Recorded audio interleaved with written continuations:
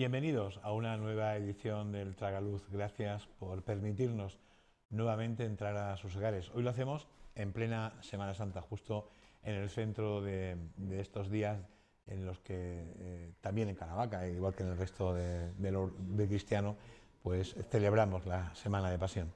Vamos a hablar hoy de cine, pero sobre todo de una iniciativa que ha puesto en marcha un vecino nuestro y que, bueno, a través de Caravaca Radio y también a través del canal de YouTube, pues está llegando desde hace bastante tiempo a muchos lugares del mundo. Estamos con José Antonio García López. Gracias por acudir a nuestra llamada, José Antonio. Muchas gracias a vosotros por invitarme y espero que de esta conversación, de este coloquio, pues la gente que nos escuche pues pueda sacar algún tipo de idea provechosa o alguna película que pueda recuperar o algún libro que surja durante el transcurso de la conversación y sobre todo que pasen un buen momento y que esta charla, como digo, pues les resulte feraz y estimulante. José Antonio, como verán a lo largo de esta tertulia, pues es una persona que tiene verbo fácil, que tiene facilidad de palabra. Puso en marcha, nos explicará él, hace algún tiempo un programa sobre cine en Caravaca Radio y bueno, pues a ese programa ha ido invitando a personalidades, podríamos decir, vinculados de alguna manera tanto a la literatura como al cine como a otras artes y que bueno, nosotros queríamos dedicar un programa a conocer la iniciativa, a conocerle a él y también pues a que nos valorase cómo le está yendo en ese mundillo de los canales de YouTube.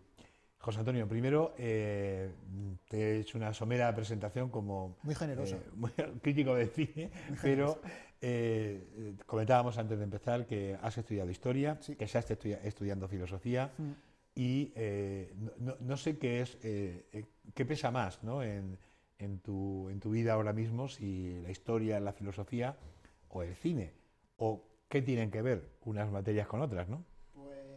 Etimológicamente, la filosofía desde la antigua Grecia se definía como amor al saber, amor a la sabiduría. Un filósofo español que falleció en 2016, Gustavo Bueno, el fundador del sistema conocido como materialismo filosófico, él publicó en 1969 un libro que se llama El papel de la filosofía en el conjunto del saber. Y ahí definía la filosofía como el saber total. Wagner siempre era muy ufano, muy altanero y denominaba su ópera como el arte total. Pues para Bueno la filosofía era como el saber total. ¿Por qué? Porque tiene que interesarse por todo. El papel del filósofo es triturar la realidad.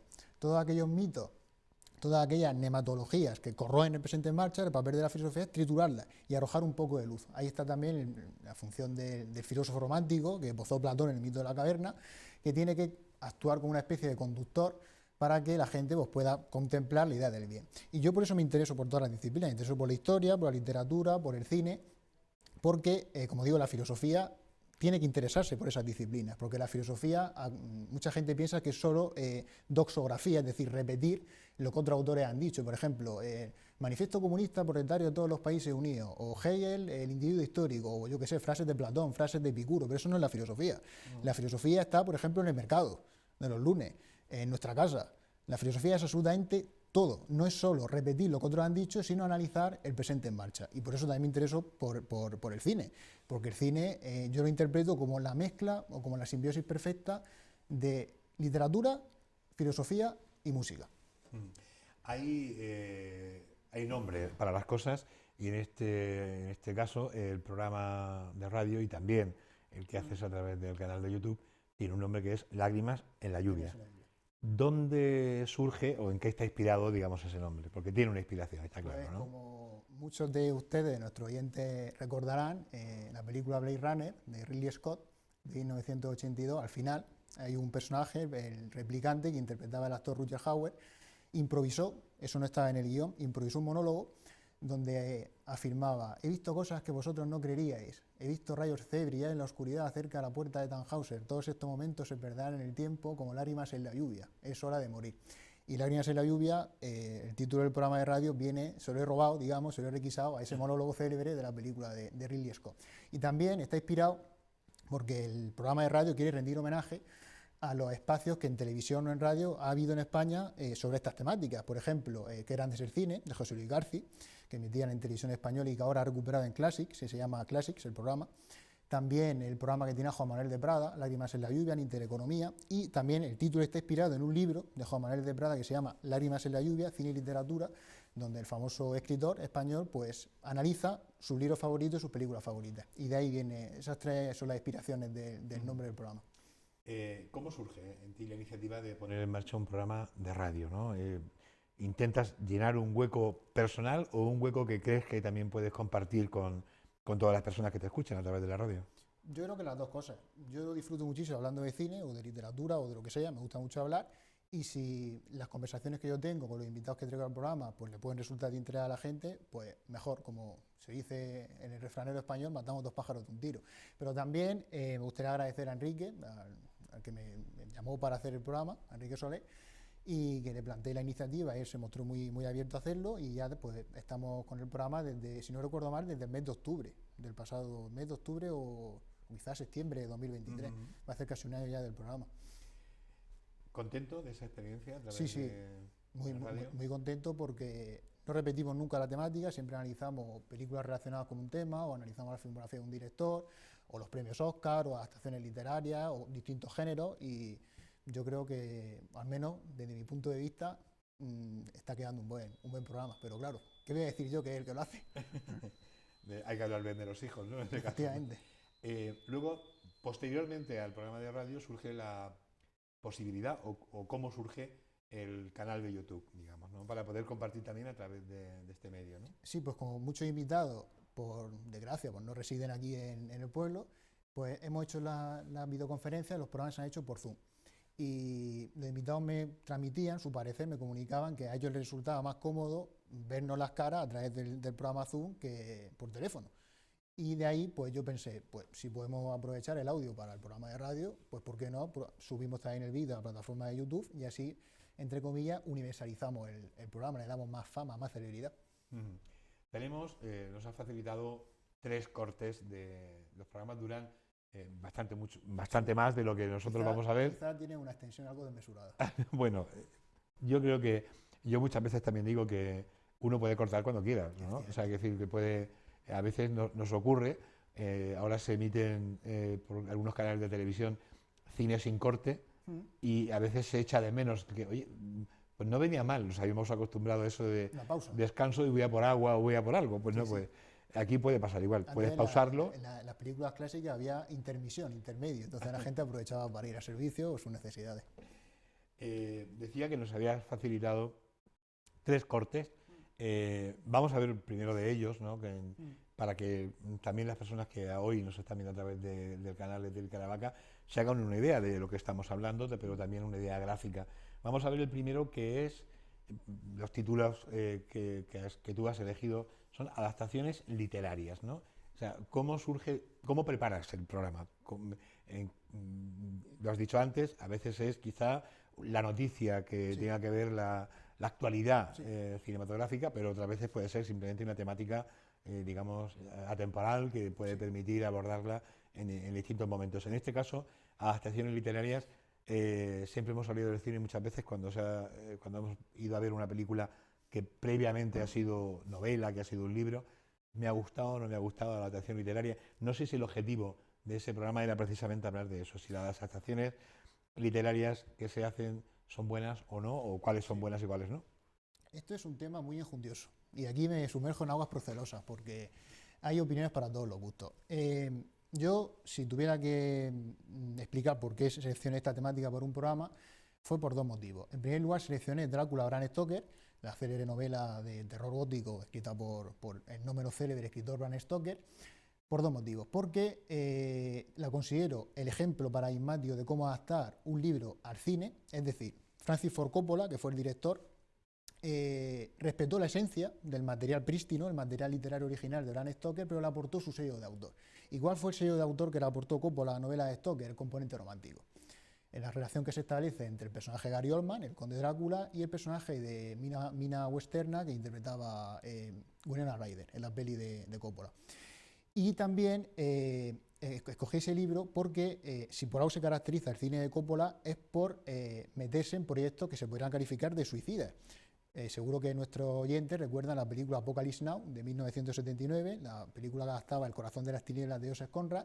Tuvo un rodaje muy complicado, de hecho el director cuenta en entrevistas que barajó hasta en 3 ocasiones la posibilidad de suicidarse, de quitarse la vida, porque era un rodaje en la isla filipina muy complicado, ahí estaban en guerra civil, el dinero se agotó, tuvo que financiar su propia película, y Coppola siempre se caracteriza por arriesgar en sus proyectos. ¿Y por qué se metió con la novela de Stoker? Pues porque fue relativamente una especie de reivindicación de su figura, porque él siempre se le asocia a los padrinos, al Padrino 1, al Padrino 2 y al Padrino 3, y Coppola quería dejar claro que también podría hacer cine de terror. Y de hecho, la considero, como he dicho, el ejemplo paradigmático de adaptación cinematográfica, porque es la película definitiva del género fantástico.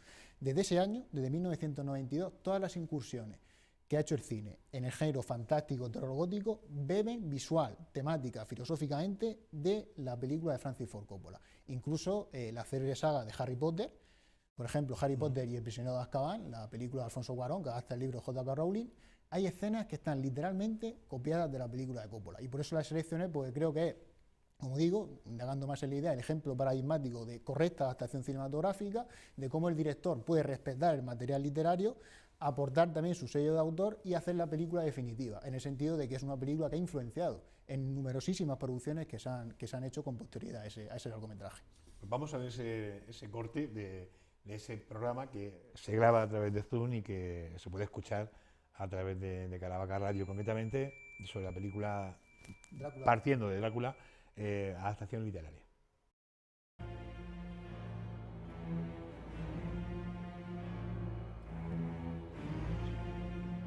Hola a todos, bienvenidos a una nueva entrega de Lágrimas en la lluvia. Hoy vamos a hablar de una de las películas más trascendentales del cine de los 90, una de las propuestas más arriesgadas, me atrevería a calificarla incluso de suicidas de la historia del cine en la década de los 90, de la historia del cine norteamericano en la década de los 90, y me estoy refiriendo nada más y nada menos que Bram Stoker's Drácula, Drácula de Bram Stoker, del legendario director Francis Ford Coppola. Película del año 1992, el primer largometraje que hacía Francis Ford Coppola después del éxito comercial de The Godfather Part 3, del Padrino Parte 3. Película en la que adaptaba el célebre libro de terror gótico escrito en las postrimerías del siglo XIX, en los estertores ya del movimiento romántico, por el eximio novelista Bram Stoker. Termina, esto es la presentación, digamos, del programa. En este corte solamente te hemos visto a ti, pero has incorporado, decías anteriormente, colaboradores que has entrevistado a través de la aplicación de Zoom para poder participar, digamos, contigo en el programa. Tienes una relación amplia, pues aquí tenemos algunos nombres que nos has facilitado anteriormente, de colaboradores. No sé si tienes contacto con ellos de forma habitual, los llamas para, digamos, que participen, o es una relación, digamos, que tú tienes con ellos de frecuente, ¿no?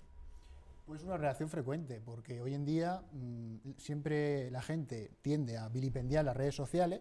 Es cierto que ahí, en las redes sociales, se esconden personajes de dudosa catadura moral, por ser generoso en el adjetivo, pero también tienen una cosa positiva, que es que te permiten conocer a gente que comparte las mismas aficiones que tú. Y yo a los invitados que tengo en el programa, la mayoría de ellos los conocí gracias a las redes sociales. ¿Y qué nos une? Pues nos une la afición por el cine, o la afición por la filosofía, o la afición por la literatura. Y yo creo que no hay nada más elevado, ni nada más noble, que no solo ver películas y leer libros, sino también debatirlo y comentarlo entre nosotros. Porque hay un crítico muy famoso, Alejandro G. Calvo, de Sensacine, que tiende a decir que las películas, ver películas o leer libros nos hace mejores personas. No sé si tiene o no tiene razón, pero yo sí que asevero tasativamente que relacionarnos entre nosotros, de los que amamos el cine, entre los cinéfilos, entre comillas, y entre los amantes de la literatura, pues nos hace también mejores personas. Entre esas personas con las que has mantenido este contacto y que han participado contigo está Pedro Insua. Sí. Vamos a ver ahora un corte que es cine y filosofía. Tú anteriormente hacías un ligamen entre filosofía, cine, historia y el resto de las artes, ¿no? La música también, has comentado, ¿no? En este caso, que has remarcado o que remarcaste en este programa, donde unías cine y filosofía y dejabas fuera otras materias, digamos? Yo hablé con Pedro, ya Pedro lo sigo desde hace muchísimo tiempo, he leído sus libros, él se ha propuesto como objetivo fundamental en su obra literaria destruir en el terreno filosófico todos los mitos que acompañan a la historia de España.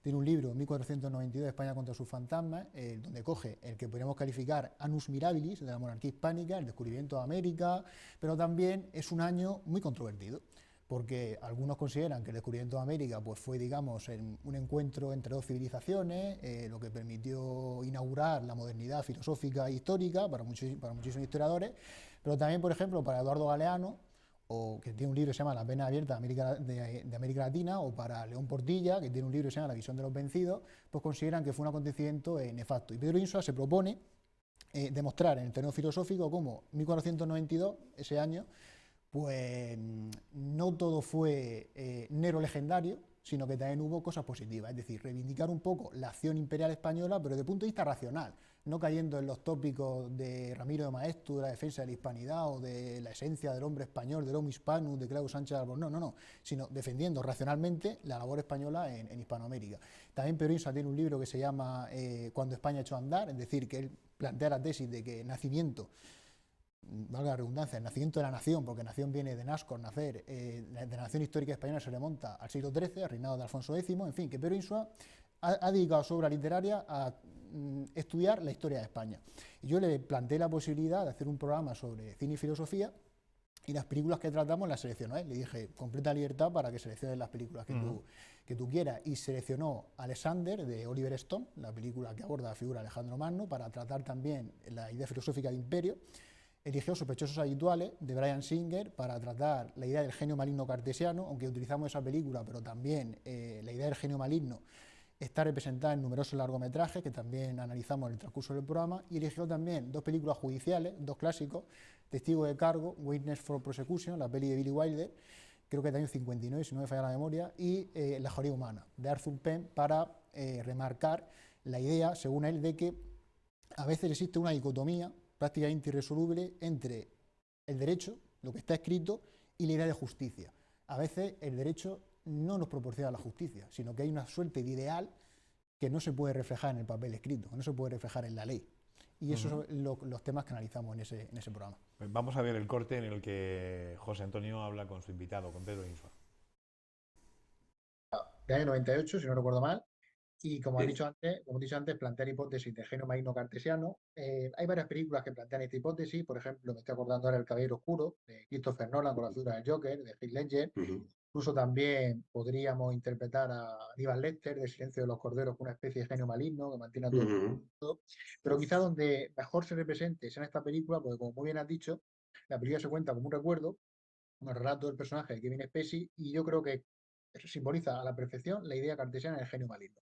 El hecho de pues eso, mantener engañado al personal de manera firme. Y a lo largo de la película, como también has comentado, se da una serie de pistas que el espectador más o menos avezado puede ya intuir, puede inferir que se trata precisamente pues, de un gran engaño. ¿Qué te parece esta película de Bryan Singer? Sí, además también aquí el director, yo escuché, vamos, leí en su momento, porque bueno, es una película que después, claro, es una película que es para ver una vez, digámoslo así, Sí. ¿no? Ya se desata el acontecimiento, ¿no? Y se rompe el truco, ¿no? Y entonces ya, bueno, pues ya está, ¿no? Aunque bueno, pues después de crearte y demás. Pero bueno, yo cuando la vi en su momento, me pareció maravillosa y entonces pues, puse a leer algunas cosas más sobre la película, una entrevista al director y tal. Y él también, ahí tenemos plenamente conscientes de lo que estaba haciendo, ¿no? Es decir, que él pues estaba hablando también hombre, no mencionó a Descartes en aquel momento y tal, pero sí de lo que era digamos, el tema filosófico por excelencia, ¿no? Entre la apariencia y la realidad, ¿no? Claro. La distinción entre la apariencia y la realidad y cómo...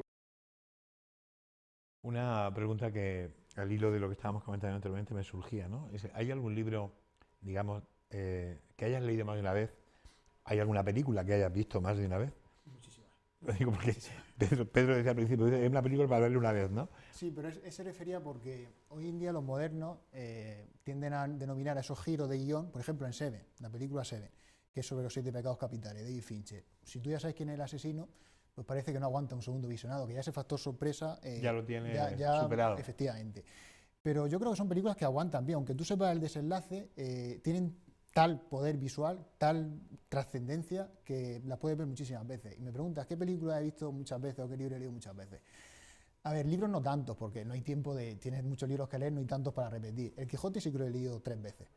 A mí me parece, si me preguntas cuál es el libro definitivo, El Quijote, pero por un motivo muy sencillo, porque es un libro que lo aglutina todo. Es un libro de prosa, un libro de poesía, es un libro de aventuras, es un libro de terror, por ejemplo, El pasaje de la cueva de Montesinos, es un libro, yo qué sé, que analiza la situación española del siglo XVI, del siglo XVII, esa especie de decadencia de España. En fin, es el libro total. Ese libro sí que lo he leído 3 veces. Y también, a mí Cervantes me parece, yo siempre digo que hay una trinidad en la literatura. Miguel Cervantes, Thomas Mann y Fyodor Dostoyevsky. Yo cuando leo algún libro de esos autores, digo, esto es insuperable. Yo, por ejemplo, leo Los hermanos Karamazov, Crimen y Castigo, El adolescente, Los idiotas de Dostoyevsky, y digo, qué poder, es que es...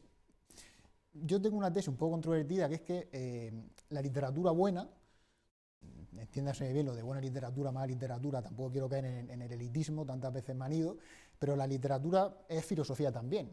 Y si tú coges un libro de Dostoyevsky, pues tiene muchísimos mensajes filosóficos, más que, por ejemplo, un libro de Heidegger o de Sartre, por ejemplo. Y con Thomas Mann pasa igual. Si te lees La montaña mágica de Thomas Mann, si te lees Los Badenbrock, si te lees Muerte en Venecia, si te lees Doctor Faustus, pues ves temas filosóficos que literatos como ellos han tratado mejor que filósofos. Por ejemplo, Doctor Faustus de Thomas Mann. Es un libro que aborda la figura de Adrian Leverkusen, un compositor de música, que está obsesionado por componer la partitura perfecta. Y para ello, pues tiene que renunciar a su vida familiar para centrarse única y exclusivamente en su trabajo, y hace un pacto con Mefistófeles, un pacto con el diablo. Y ese libro yo creo que explica mejor la idea del genio artístico que, por ejemplo, las meditaciones del filósofo Kant en La crítica del juicio. Y con el cine pues pasa también lo mismo. Hay muchas películas que tienen más trascendencia filosófica que muchos libros de filosofía. Por ejemplo, la película que estábamos mencionando del Caballero Oscuro, de Christopher Nolan. Hay un actor que se llama Heath Ledger, que hace de Joker, papel que han interpretado muchísimos actores en la historia del cine, Jack Nicholson, en la célebre película de Tim Burton. En 2019 Joaquin Phoenix interpretó también al Joker. Y el Joker de Heath Ledger es una especie de genio maligno. Es decir, como decía Pedro Insua en este corte que habéis puesto, es un personaje que engaña a sus congéneres, que difumina la frágil y delgada línea que existe entre apariencia y verdad. Y ya contestando también a la pregunta que me has dicho, te he dicho el libro que he leído más de una vez, El Quijote, pues películas que he visto más de una vez, Titanic, muchísimas veces, cualquier película de James Cameron, a mí Terminator, Terminator 2, Aliens en el regreso, Titanic, Avatar o Avatar la última de Sentido del agua, y también todas las películas de Harry Potter, por mencionar 2 ejemplos, las he visto infinidad de veces, infinidad de veces.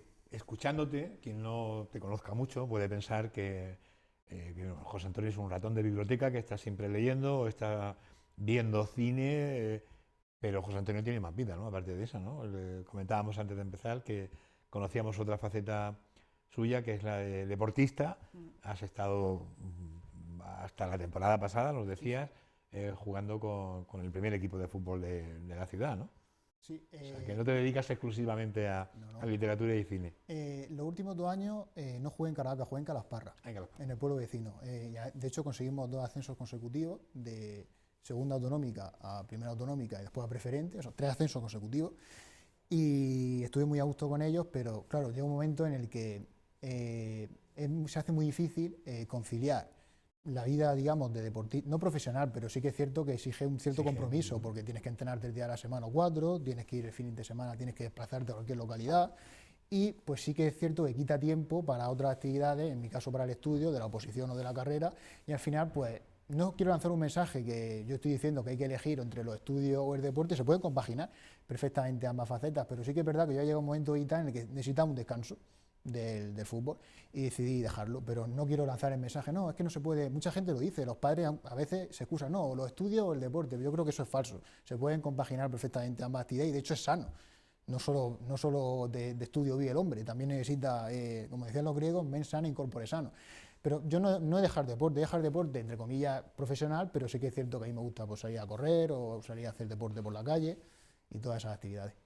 Está ahí. De esa etapa supongo que tendrás buenos recuerdos, lo acabas de decir, por supuesto esos ascensos con el Calasparra, pero también de tu participación, digamos, con el club en Caravaca y supongo de todas las bases, porque Sí. ahí llegas después de todas las escuelas, digamos, Todas de las cosas. fútbol. Yo empecé a jugar en Caravaca, a lo mejor con 5 años, quizás, y estuve en Caravaca pues hasta el año 2020, hasta el año de la pandemia. Ujú. Sí que es cierto que hubo un año que jugué en Lorquí, en el equipo de División de Honor, el año juvenil, mi segundo año juvenil son 3 años, mi segundo año jugué en Lorquí, en División de Honor, pero desde, como te digo, de los 5 años hasta el año 2020 he jugado en Caravaca, en el equipo del pueblo.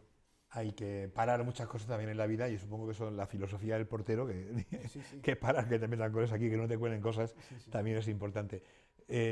Nos suelen colar goles también en esas adaptaciones que hemos comentado antes de libros al cine, Sí. nos cuelan cosas que realmente no están en los libros que leemos. Sí, por supuesto, muchísimas. Hay muchísimas adaptaciones que no son fieles al material literario. Pero yo no creo que eso sea un aspecto negativo, Ujú. porque ya lo dice el propio nombre, una adaptación. Y también hay un tema muy, muy controvertido, sobre todo entre el mundo de la cinefilia, o diría antes del mundo cinéfilo, los debates que se suscitan en torno a esto es monumental, que es cómo trasladar la vida de un personaje real al cine. Por ejemplo, hay una película muy reciente que se llama Blonde, que aborda la figura de Marilyn Monroe, que no es una biografía que pretenda ser fiel a la vida de la célebre actriz, sino que el director utiliza, entre comillas, la figura de la actriz para criticar pues todas las lacras de la industria hollywoodense. Y claro, se suscita la polémica. ¿Eso es lícito? ¿Hasta qué punto puede el director vulnerar, es decir, no ser fiel a la realidad y para ello recurre a una serie de artificios, de pirotecnias visuales para corromper, entre comillas, la vida del personaje? ¿Eso es lícito? ¿Hasta qué punto el cine tiene que ser fiel a la vida real? Y con el cine histórico, por ejemplo, pasa también algo parecido. Por ejemplo, antes ha salido Pedro Insua, que también en ese programa mencionamos la película Alexander, de Oliver Stone, que abordaba la figura de Alejandro Magno. Pues, aunque Oliver Stone tuvo un asesor histórico, Robin Lightfox, que es uno de los mejores conocedores de Alejandro Magno, tiene un libro que se llama Alejandro Magno, de hecho, una biografía sobre el conquistador macedonio, obviamente el cineasta se toma licencias. Claro. No, es que yo siempre os digo, cuando uno ve una película, si quiere aprender historia, pues que coja un libro de historia. Y ojo, tampoco los libros de historia nos aseguran la objetividad completa, porque la historia no es una ciencia como por ejemplo las matemáticas, que el área del círculo es pi por r al cuadrado o 2 más 2 suman 4 con independencia de quién haga esa operación, siempre y cuando sea competente en la materia. Pero claro, si nos metemos en el terreno histórico, ya nos metemos en algo más complicado, porque aquí por ejemplo en España tenemos un ejemplo clarísimo. ¿Cómo denominamos al 18 de julio de 1936? Pues depende del historiador que cojas. Por ejemplo, si te coges un libro de Ángel Viñas, Paul Preston, pues lo van a denominar una conspiración de militares rebeldes que corrompieron la primera democracia española. Pero si nos vamos a un libro de Ricardo de la Cierva, Stanley Payne, pues nos dirán que es la España que no se resignaba a morir, o yo qué sé. O sea, que influye mucho el juicio del historiador. Y con el cine pues pasa exactamente lo mismo. La visión del cineasta influye en la película que haga. O sea, que el cine no puede ser objetivo, es imposible. Es imposible. Y el arte en general no tiene, no es que no pueda, es que yo creo que no tiene que ser objetivo. En cuanto al tipo, la temática a la hora de elegir un libro o la temática a la hora de ver una película, entiendo por lo que hemos comentado hasta ahora que no hay una idea que prevalezca sobre las demás. O sea, creo que pueden interesarte, digamos, todo tipo de temáticas, ¿no? No solamente una en exclusiva, ¿no? Sí, hay gente que, por ejemplo, solo le gusta el cine de terror, o solo le gusta el cine western, o yo que sé, el cine musical. Pero en este caso, yo a los invitados que traigo al programa les dejo completa libertad y que seleccionen las películas que ellos quieran. Por ejemplo, el último programa que hice con mi amiga Vicky, de aquí un saludo, utilizamos las 4 películas que han ganado el Oscar en 1997, 98, 11 y 17, que son Titanic, Shakespeare in Love, The Artist y La forma del agua, que no tienen nada en común, solo que han ganado el Oscar. Y utilizamos esas películas porque a nuestro entender, en su día fueron éxitos, fueron películas muy aclamadas hasta el punto de que se alzaron con el codiciado galardón de la Academia, pero hoy en día hay una campaña de desprestigio hacia las mismas. Parece que son películas muy malas, que estaban sobrevaloradas y nosotros hicimos ese último programa pues para reivindicarlas un poco. Y con los otros programas sucede lo mismo, no hay una temática, hoy vamos a hablar de esto o de esto. Sí que es cierto que un programa de radio sí que lo dedicamos a los premios Oscar del pasado mes de febrero, me parece que lo entregaron, y hicimos un recorrido sobre las 10 películas nominadas, las analizamos. A veces sí que se impone la candente actualidad, pero no hay una hoja de ruta, digamos, que marque el contenido del programa. Siempre es algo consensuado con el invitado. Has hablado de Vicky, Victoria Velasco, que además también está muy vinculada, creo que me has dicho, estudiante de rodaje. De doblaje. De doblaje, ¿no? Sí, sí. Y con ella he hecho ya 3 programas.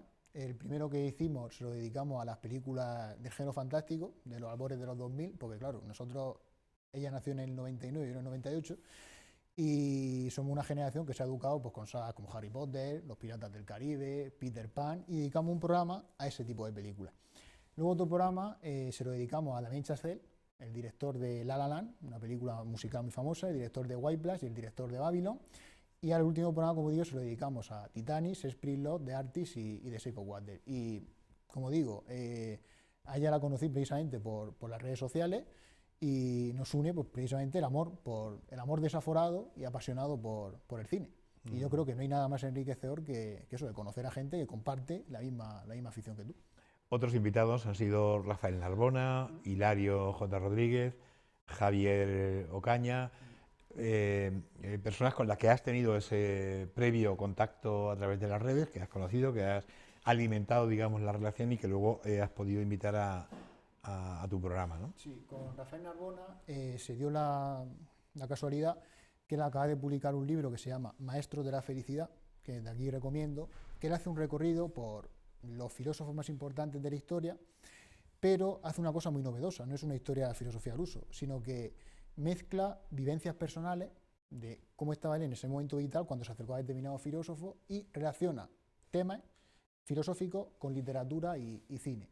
Y leí el libro y me gustó muchísimo, me parece un libro admirable en muchísimos sentidos, no solo por su trasfondo, sino porque está escrito de manera primorosa, de aquí lo recomiendo encarecidamente, Maestros de la Felicidad se llama, y le planteé la posibilidad de hacer el programa. Y él me dijo que sin ningún problema, encantado, un hombre maravilloso, y hablamos sobre su libro, pero también durante el transcurso de la conversación pues analizamos películas que a él le han marcado personalmente, porque el cine también a veces es una disciplina objetiva, hay películas que tienen indudable valores artísticos, pero el cine, como el arte en general, pues también tiene su indudable componente subjetivo, influye mucho el momento vital en el que tú te acercas a una película. Puedes ver una película con 10 años y quedarte hipnotizado por su belleza y luego recuperarla con 30 años y decir, no era para tanto, o a la inversa, ver una película que no te guste al principio y luego la recuperas y dices, a lo mejor en ese momento no estaba yo muy inspirado y es un peliculón. Y eso fue el tema que abordamos con Rafael Narbona y con Hilario, pues también eres uno de los, desde mi punto de vista, mejores críticos cinematográficos que hay en España, porque a él sí que le corresponde con total justicia el adjetivo, el epíteto de crítico cinematográfico, porque los artículos que escribe o los libros que dirige, que coordina o que escribe él mismo, sí que hacen crítica cinematográfica, es decir, no solo es una especie de comentario sentimentalista de las películas, sino que las analiza profusamente. Y le comenté la posibilidad de analizar Blonde, la película que he mencionado antes, de Andrew Dominik, que aborda la figura de Marilyn Monroe, relacionándola con El Crepúsculo de los Dioses, la película de Billy Wilder. Y lo denominé cine dentro del cine, porque es un género que aborda precisamente ese tipo de películas. Películas que lanzan un alegato que es una carta de amor al arte cinematográfico, al oficio de director. Hay otro corte, el tercero que nos habéis enviado, que precisamente lleva ese título, Cine dentro del cine, y hablas con Hilario J. Rodríguez. Vamos a ver ese corte y seguimos. Me gustaría resaltar de este programa coloquio, llamarlo como quieras, creo que se puede titular incluso Blon, el crepúsculo de los dioses, sería un buen título para el programa, es ¿qué opinas tú de las posibilidades que tiene el género, o incluso si se puede denominar género cinematográfico, del cine dentro del cine? Muchos críticos en la actualidad han detectado una especie de abuso del género del cine dentro del cine. Hay muchas películas actualmente que cuentan la vida de los directores, la infancia, cartas de amor al cine, por ejemplo. Me estoy acordando el último año, Babylon, sin ir más lejos, de Chazelle, Los Fabelmans, de Steven Spielberg, la última de Sorrentino, Fue la mano de Dios, o incluso la última que tuve ocasión de ver ayer, no, anteayer, perdón, la última película de la directora Lone Serfi, La contadora de películas.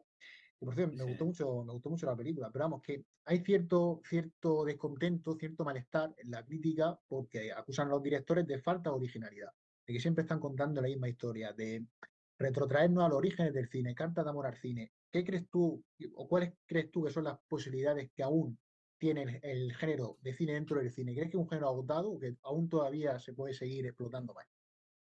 Yo creo que es un género infinito. De hecho, yo diría que es el género que más me gusta. Yo, de hecho, mira, hice un megaciclo y coordiné un libro en el que creo que había 100 críticos y escritores de todo tipo, Vilamata, entre otros, bueno, muchísima gente, que era sobre cine, cine dentro del cine. Yo creo que ahora mismo estamos en un momento en el que las narrativas clásicas, por así llamarlas, es decir, las narrativas previas al momento que estamos atravesando, eh, están en crisis. Y creo que el darse cuenta de esa crisis ya es una manera de salir de la crisis. Un análisis, ¿no? Decías, ¿no? Que no solamente se limita bueno, a comentar si me ha gustado, si no me ha gustado, sino que la conversación es profunda en muchas de las partes, ¿no? Y te invita también a la reflexión, ¿no? Sí, de Es un hecho, objetivo también. ese es el objetivo del programa, porque muchas veces yo no veo mal caer en el sentimentalismo, como he dicho antes. Esta película me ha gustado porque el actor está muy guapo, la actriz está muy guapa, o porque hay una historia de amor que nos Que eso recuerda. pasa hasta en el Pero fútbol y efectivamente, en la política. efectivamente, pero por ejemplo, Titanic, que es una película muy famosa que todo el mundo ha visto muchísimas veces, Ujú. todo el mundo se queda, por ejemplo, con la historia de amor de Leo DiCaprio y Kate Winslet, del personaje Jackie Rose. Y por eso, hoy en día creo que es una película muy maltratada precisamente por eso, porque dicen, no, es que es solo una historia de amor. Ya concediendo eso, como si llevaran razón, ya eso no es poco. O sea, ya no es poco hacer una historia de amor de esa magnitud. Pero es que, claro, la película encierra una complejidad narrativa simbólica que otras no las tiene, porque el protagonista verdadero de la película no es la historia de amor, sino que es el barco. De hecho, la película no se llama Jake y Rose en el naufragio, sino que se llama Titanic. La película se llama Titanic. ¿Por qué se llama Titanic? Pues porque el director quería hacer, o así al menos lo interpreto yo, como dijimos en el programa que hice con mi amiga Vicky, que el barco es la metáfora o la alegoría perfecta del naufragio de la civilización occidental. Todo el mundo sabe que en los albores del siglo XX, pues Europa se encaminaba, el mundo entero se encaminaba a la destrucción. Primera Guerra Mundial, advenimiento de regímenes totalitarios y Segunda Guerra Mundial. Y yo creo que el barco es la alegoría perfecta, como diría Spengler, de la decadencia de la civilización occidental. Y claro, esos aspectos son los que yo quiero resaltar en el programa y hacerle reflexionar a la gente sobre las películas que le gustan, porque nosotros siempre seleccionamos títulos entre comillas comerciales.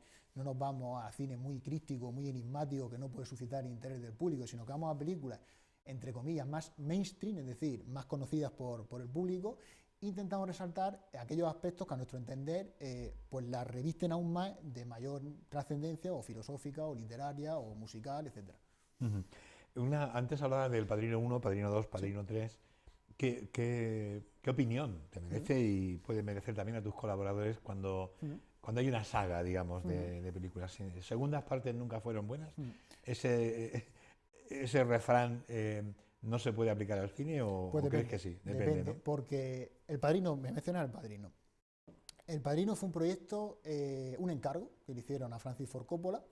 Robert Evans, el famoso productor, leyó el libro de Mario Puzo y tengo que decir que el libro es bastante mediocre.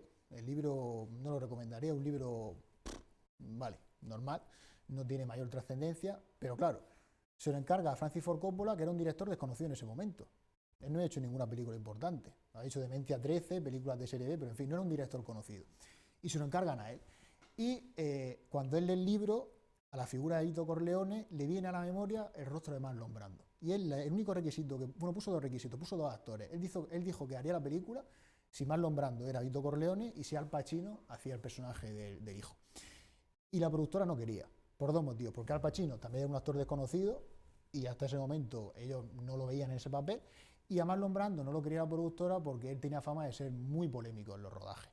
Un actor que no se leía el guión, que él, si la gente no lo sabe, cuando Marlon Brando está interpretando, sus compañeros tenían, los que estaban fuera de cámara, tenían una sábana en el pecho y con los diálogos que él tenía que decir, porque él no se aprendía el guión casi nunca, y era un actor controvertido. Esos fueron los dos requisitos que puso Francis Ford Coppola. Y hace El Padrino 1, un éxito monumental, gana el Oscar a Mejor Película, no Mejor Director, porque lo ganó Bob Fosse por Cabaret en ese año, y claro, fue un éxito, pues eso, como digo, monumental, y había que hacer una secuela, una segunda parte, en 1974. Y Francis Ford Coppola hace en el mismo año El Padrino 2, que probablemente sea una de las mejores películas de la historia del cine, porque cuenta dos historias, cuenta la historia del personaje de Al Pacino, pero también nos cuenta los orígenes del personaje Marlon Brando en la primera, que está interpretado por Robert De Niro en la segunda, Vito Corleone. Y en ese mismo año hace La Conversación, con Jim Hammond, otra también de las mejores películas de la historia del cine. Y luego, en 1979, hace Apocalypse Now, la película definitiva del género bélico. Todo el mundo recuerda esas imágenes de los helicópteros sonando la cabalgata de las Valquirias de Wagner. Y luego continúa con El Padrino 3 en 1990, que yo creo que conserva el mismo poderío que las otras. O sea que no tiene por qué, las segundas partes no tienen por qué ser malas. O has puesto el ejemplo del Padrino. Otro que se me viene ahora mismo a la cabeza que también la gente lo puede conocer. Alien, la famosa saga Alien de terror.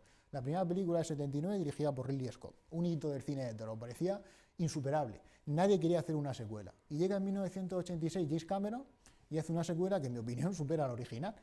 Es mejor película que el Alien de 1979, o sea que no tiene las segundas partes no tienen por qué ser inferiores a las originales. Todo depende pues de la pericia del director, de lo inspirados que estén los actores, del guión que tengan. En fin, hay una confluencia de factores que puede hacer que las segundas partes incluso superen al material original. Antes has dicho que te habías visto varias veces toda la saga de Harry Potter. Sí. ¿Con cuál de ellas te quedarías? Si tienes que elegir una. Ya sé que es difícil, ¿no? Eso es muy difícil. A ver, sentimentalmente, si me preguntas sentimentalmente, yo te diría la primera, Harry Potter y la piedra filosofal. Porque claro, es una película que yo vi, que tendría, la película creo que es de 2001, yo la vería con 4 o 5 años, a lo mejor por primera vez, y se te queda esa imagen de los alumnos trémulos en las barcas, yendo a la ceremonia de inauguración del curso académico, el provecto director de Hogwarts, Albus Dumbledore, dando ese discurso inaugural, Hermione diciendo, no, el techo es un conjuro, con el famoso doblaje español que hizo Michelle Jenner.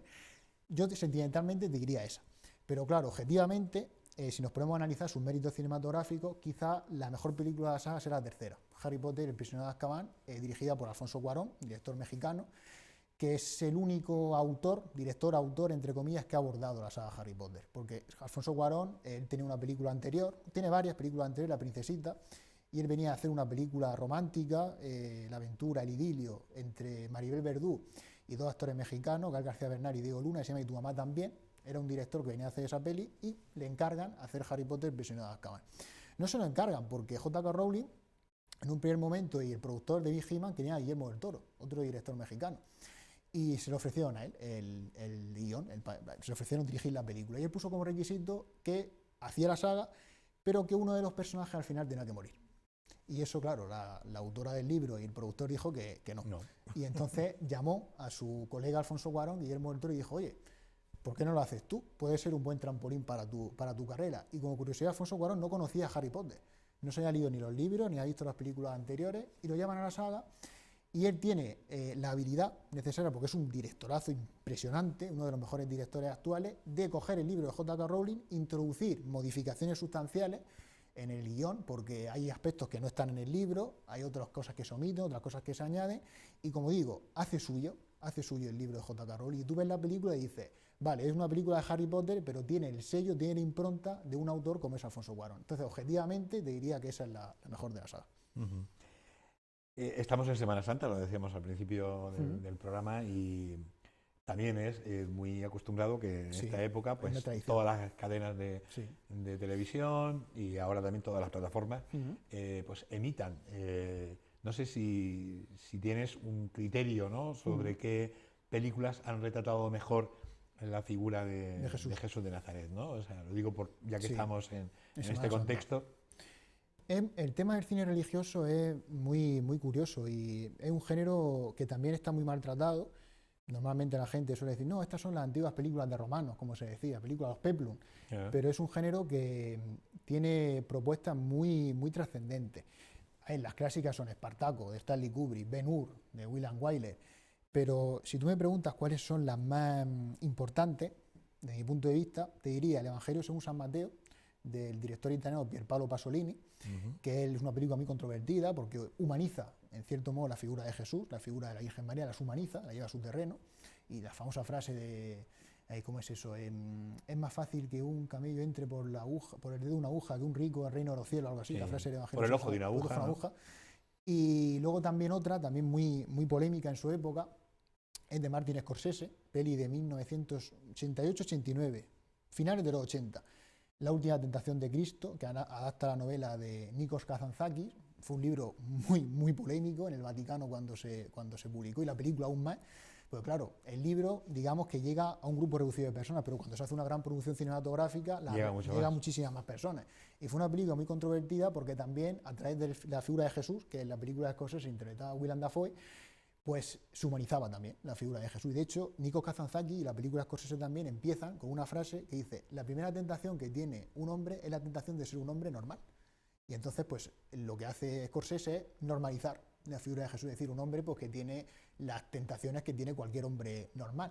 Pero es muy curioso que Scorsese hiciera esta película porque no es una película, a ver, esto es muy exagerado lo que voy a decir, blasfema o hereje, no, sino que es una película muy religiosa, porque Scorsese es profundamente católico, Y ya otra, por citar tres, que me viene así a bote pronto, La Pasión de Cristo, de Mel Gibson, que es una película también muy polémica porque es una película casi de terror, con esos latigazos que le pegan en la pasión al personaje que interpreta a Jesús, que interpreta a Jim Caviezel. Una película que también fue muy polémica en su momento porque la gente decía que era innecesario mostrar tanta crudeza y tanto realismo, pero es que eso fue al final lo que pasó. Porque más allá de que alguien tenga fe o no tenga fe, la figura de Jesús es una figura real, verídica. O sea, esto ya trasciende el ámbito de creer o no creer en una figura divina, sino que Jesús fue una figura histórica, históricamente documentada. Y eso sucedió. Otra cosa ya es que tú lo interpretes que es hijo de Dios o no es hijo de Dios, pero la figura de Jesucristo, eso es algo indudable. Eso hay documentos innumerables que así lo corroboran.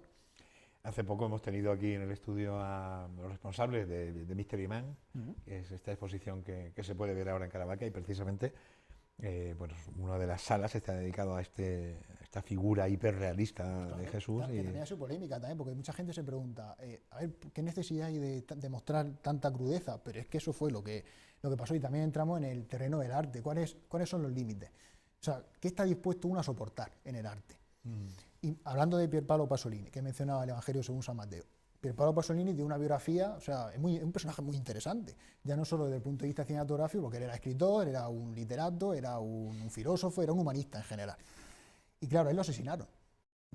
Después de haber hecho una película, quizá una de las películas más polémicas y más bizarras, se podría calificar, de la historia del cine, que es Saló, los 120 días de Sodoma, que rememora esa famosa República de Saló, de Italia fascista, los estertores ya de la Italia fascista, y agrupaba en un palacio a una serie de personas que estaban siendo sodomizadas por el obispo, por el rey, por el cardenal y tal. Claro, y entonces se plantea la pregunta del espectador: ¿yo tengo que soportar tanta crudeza? ¿Tengo que ver estas imágenes o prefiero ver otra película que no me provoca? O sea, la película de Saló de Pasolini no te produce un placer estético. Es una película que sufres viéndola, al igual que La Pasión de Cristo, una película que tú no disfrutas viéndola. Entonces ahí ya depende del subjetivismo de cada cual, lo que tú le pidas al cine. Si quieres que el cine te incomode, pues ponte esa película. Si quieres pasar un buen rato, que es completamente legítimo, que yo soy fan total y redento de pasar buenos ratos en el cine, por ejemplo, comedia romántica, que es un género que también está maltratado y que yo aquí defiendo abiertamente. ¿Quieres pasar un buen rato? Pues qué mejor que poner El apartamento, de Billy Wilder, o qué mejor que poner Mejor Imposible, con Jack Nicholson, yo qué sé, La proposición, con Sandra Bullock y Ryan Reynolds. O sea, que hay películas para todo el mundo. ¿Has dedicado algún programa, supongo que sí, ya a la música en el cine? Aún no hemos dedicado ningún programa. Y está muy bien traído, me alegro mucho que me preguntes por ese tema, porque normalmente es algo que pasa desapercibido de las películas.